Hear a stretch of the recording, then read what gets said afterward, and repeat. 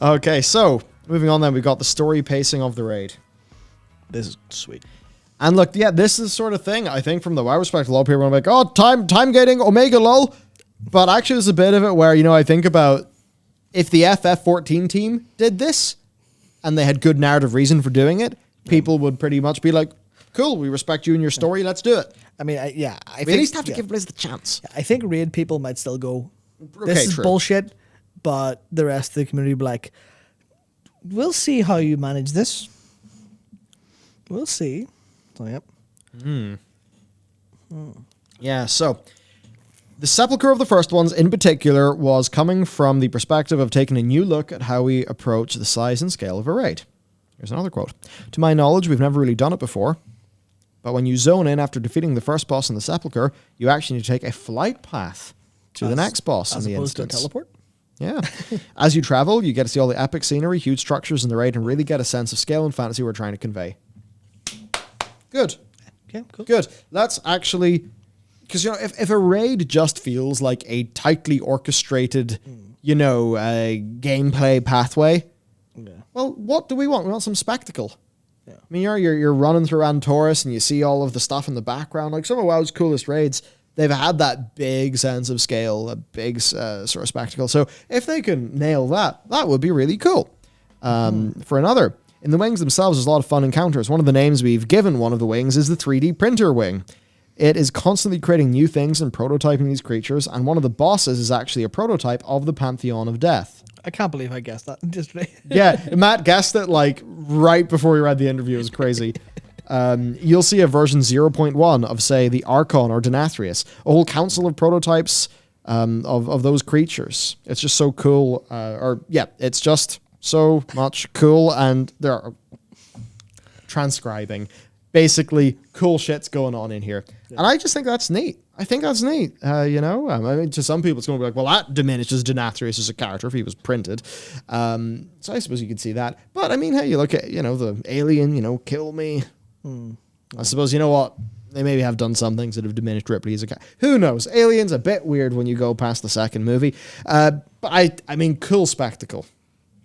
And with these characters like Zoval and stuff, we always knew they were made. In some fashion, right? And the Titan Forge and all that have been in Warcraft for so long. So I think that's pretty neat.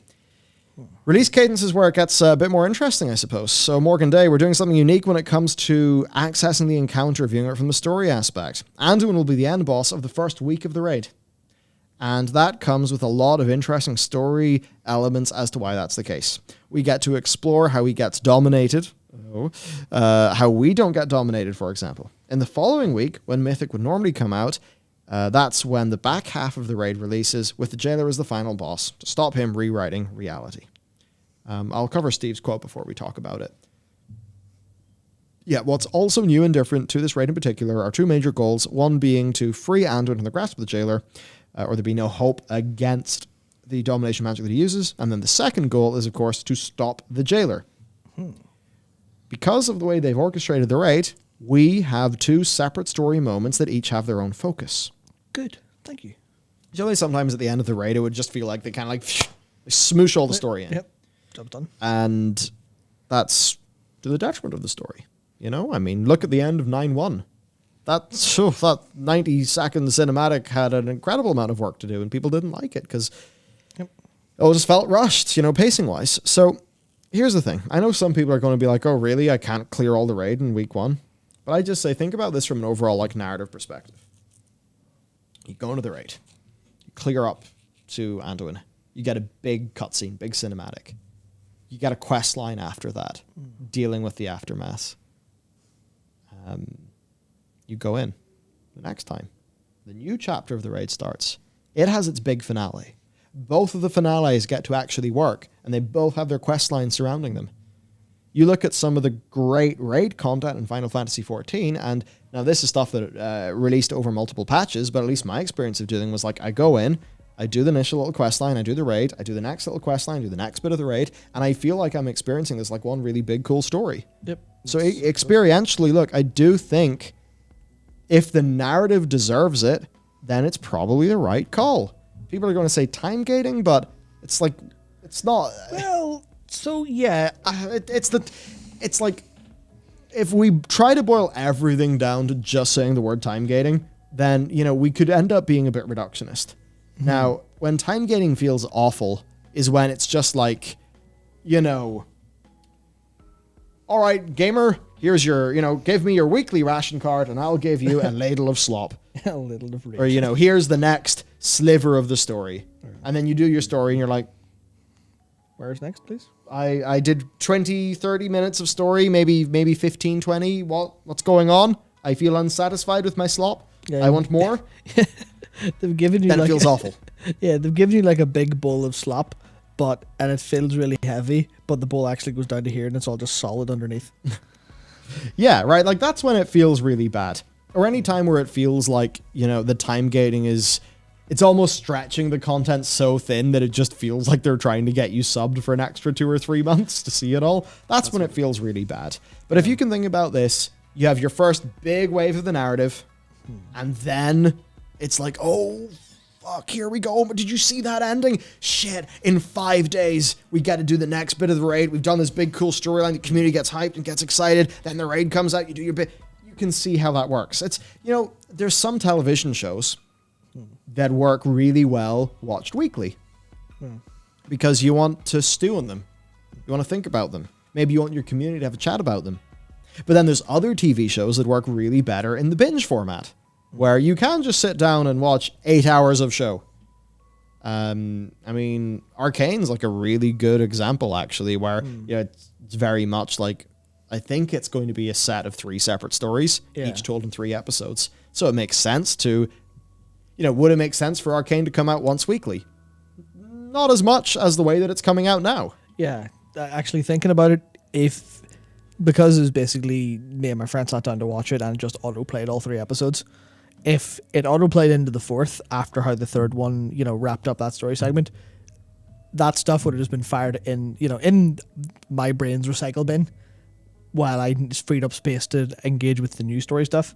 But now it's been a couple days, so like it's going to be in the back of my head. It's going to be string. I'm going to remember it all, and I've been thinking about it a bit. So it's that case of if you go too fast with too many story beats, it's just not going to stick with anyone. Yeah. So honestly, fair enough. Fair enough. It's not what we're used to in WoW, but if it works, it works. And if it works, then it's not going to feel like bad time gating, I think. Yeah. And as they say here, this way, because we have so much equity in the characters, they can have their own moments. Like, as a community, is this not what we've been asking for?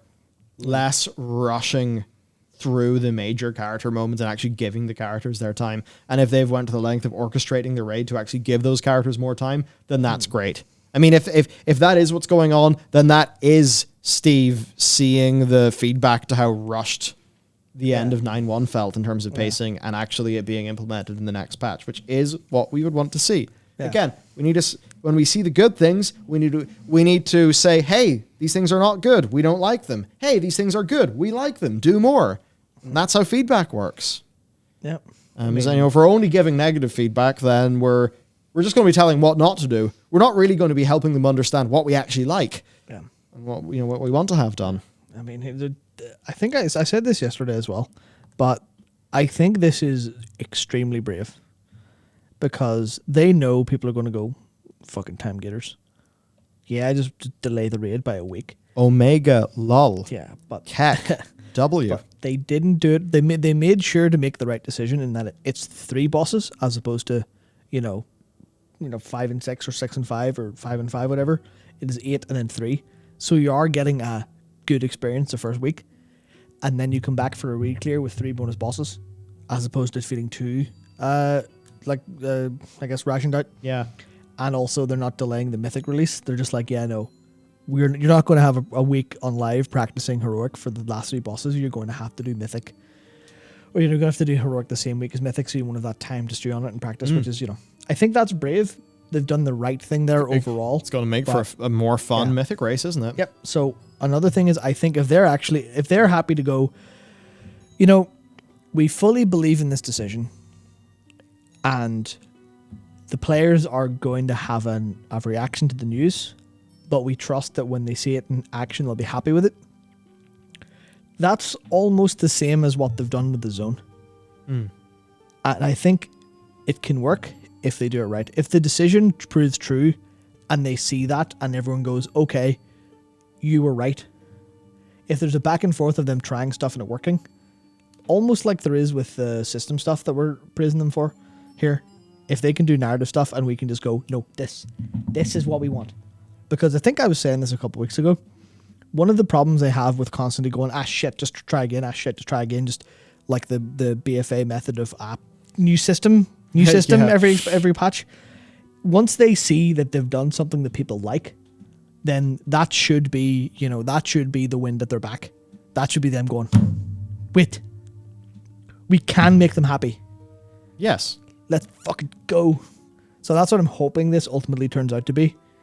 But I guess we'll have to wait and see a little bit, I think, just on how they actually execute these moments. Because it'll be awful if this is the right move, but people disagree with the actual moments themselves. Then baby bathwater situation. Yeah, and then you've got this awful problem of baby and bathwater. Just, this was all shit. Out you go. Be sad to see that, but yeah.